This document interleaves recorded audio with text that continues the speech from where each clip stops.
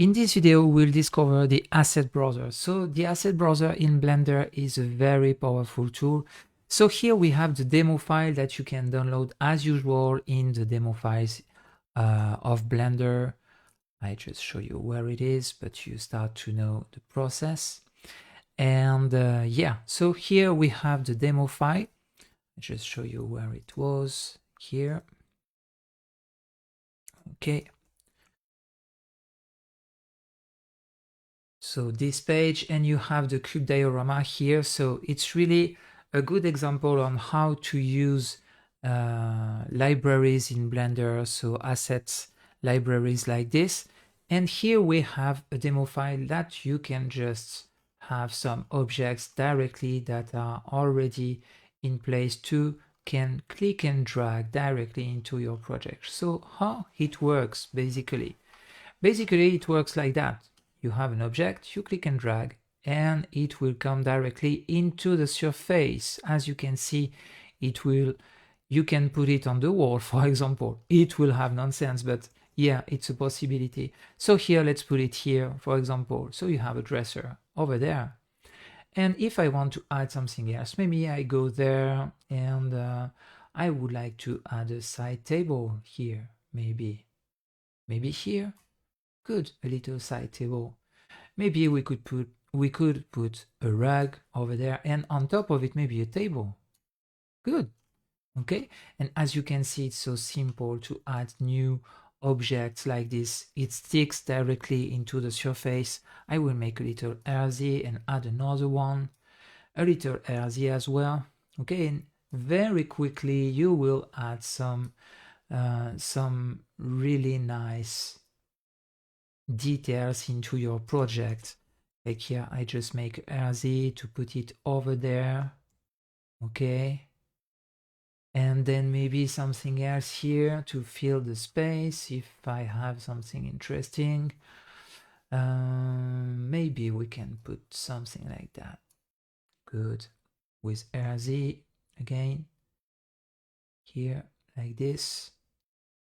So just like that, you will have space that is filled.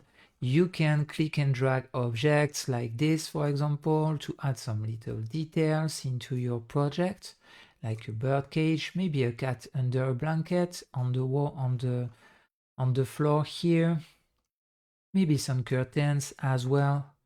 Okay, maybe we can add this here. Will it work well? With GZ, we put it well over there, and you can see that you will have really impressive details, very quick. So it will work really with objects and collection. It works with collections as well. It works with materials as well.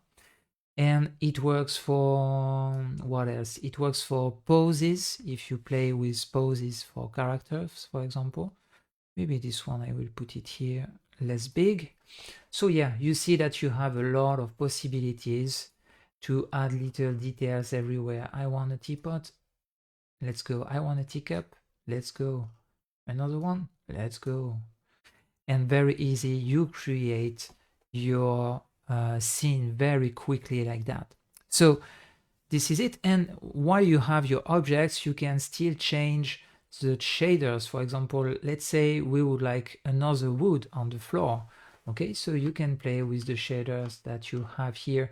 So you see that I have different ones here. You can change it just like that by click and drag as well. Yeah, and it works for world, so it will work with HDRI worlds as well. So let's say you want some metal, you put some metal into it, okay. Or maybe you want to change the teapot into a porcelain black. Let's go for that. And then you have it. So very easy to manage, but the goal is to know how to organize this and how to create yourself your own libraries. So you can buy some libraries, and it's a possibility to go on Blender Market, for example. I think the name did change. No, it's not Blender Market anymore. I don't want to tell you bad things. So it's Super Hive Market now. Okay, you see, Super Hive Market. So you will see more or less the things that you can do with assets. You can buy some plants, you can buy some jewels, you can buy a lot of stuffs like this, furniture, cars, cities, a lot of possibilities with that. But how to make your own? So for this, we will start with a new file. Like this, you will understand how it works, basically.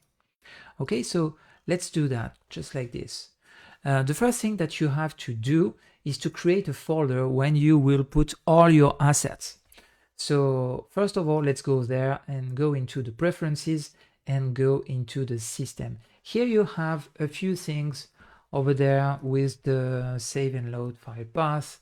And here you have different libraries that I did put already. So I will remove everything. You will have a folder by default, but maybe you want to make your own, and that's what we will do here. So I will just add a new one, and I will go into the folder exploring the asset browser, and I will make a subfolder here.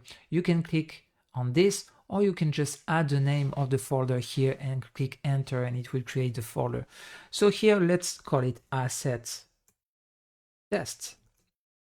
Okay, we create a folder. So now we are here.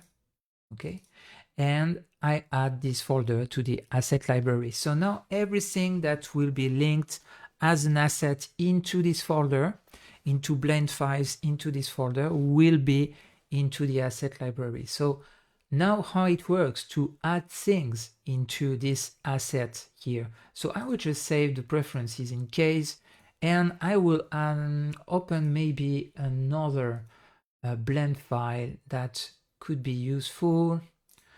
For that, maybe we will add objects like this.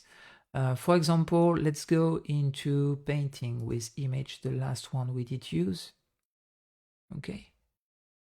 Here we have a few objects that we could add like this. So I will just make the mug, take the mug here in object mode, and here into the collection, I can just make a right click and mark it as asset. Okay. So now this object is marked as an asset. You can see that there is a little library icon over there that wasn't here before. Let's tell that I want to have my entire character.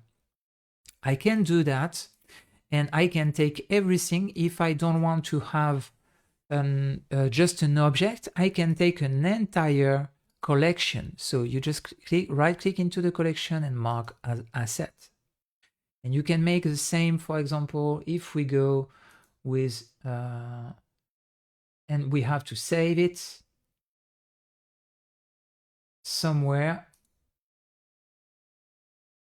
that we did put. Where did it put? We did put the subfolder. So where it was here, 11, exploring this one.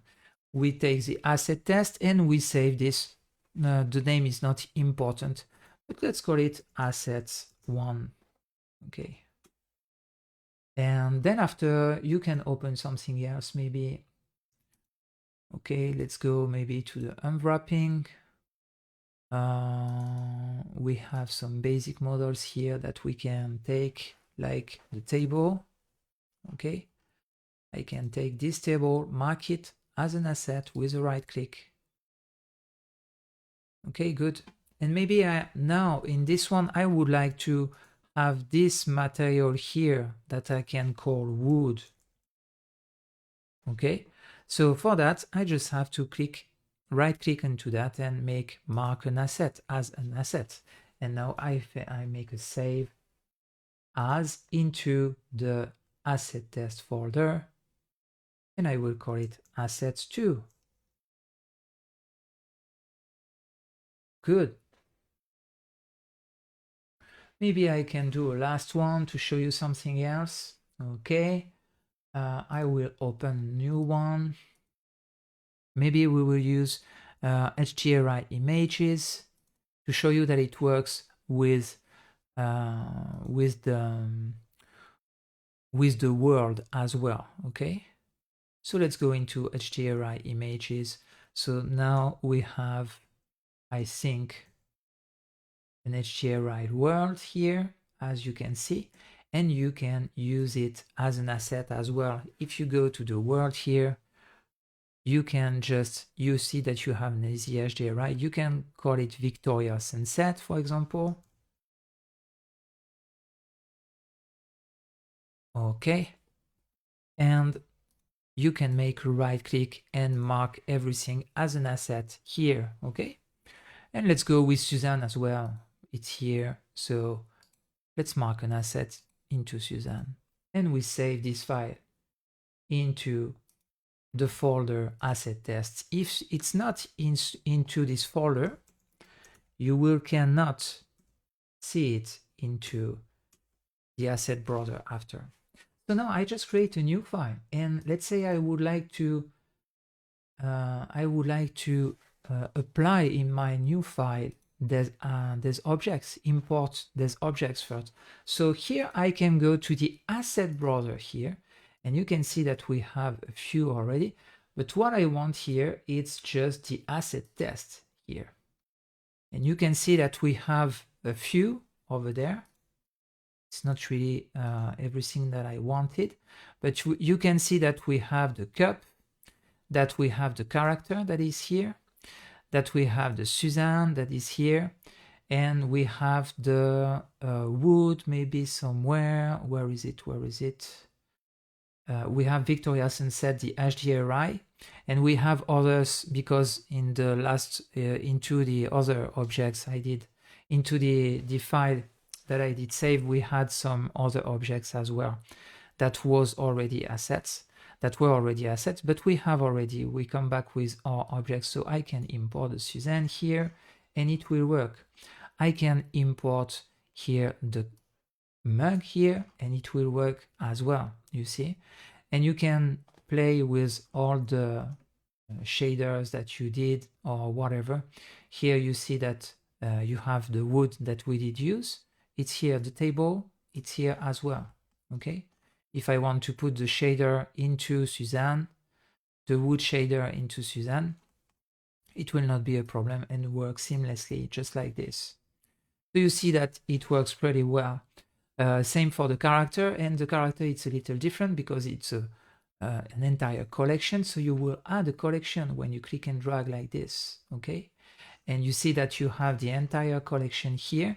The only thing that you have to be sure is when you add this collection, you put everything at 0 here, like this, it's where in the center, like before, and you will remove the instance. If you keep the instance, you will cannot go in edit mode, for example, in a part or something like that.